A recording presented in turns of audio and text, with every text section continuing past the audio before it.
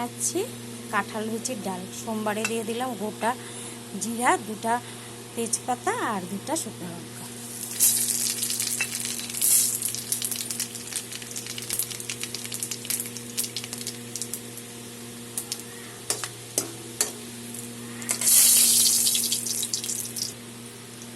সোমবার আমার হয়ে গেছে।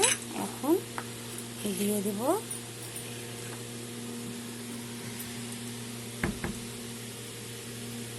এক ইঞ্চি পরিমাণ আদা, দিয়ে দিলাম আদা। আদাটা অল্প ভেজে নিই, কাঁচা গন্ধটা চলে যাবে।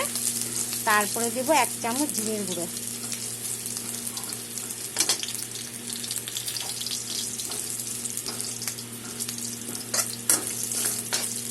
আদা আমার ভাজা হয়ে গেছে। আর এখানে আছে 1 চামচ জিরের গুঁড়ো আর 1 চামচ চিনি। টেস্টের জন্য চিনিটা দিলাম।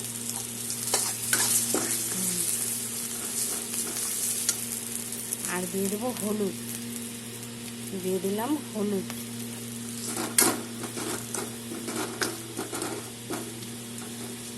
আজকে বানাচ্ছি কাঁঠাল বিচির ডাল। বিচিগুলো আগের থেকে সিদ্ধ করে নিয়েছি। আর এখানে আছে 8টা কাঁচা লঙ্কা।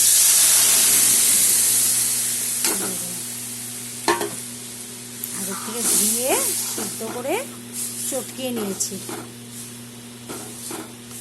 আর দিয়েছি 8টা কাঁচা লঙ্কা।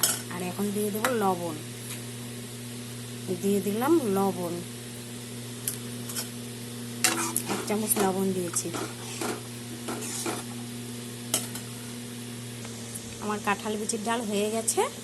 এখন আমি 1 চামচ ঘি দিয়ে দেব আর দেব গরম মশলা। দিয়ে দিলাম ঘি আর দিয়ে দিলাম গরম মশলা। খেতে খুব ভালো হয় এই কাঁঠাল বিচির ডাল। নিরামিষের দিনে তোমরা এরকম করে বানাতে পারো, বানিয়ে খেয়ে দেখো কেমন হয়েছে। তো ভিডিওটা ভালো লাগলে লাইক, কমেন্ট, শেয়ার এবং সাবস্ক্রাইব করে পাশে থাকবে। Thank you.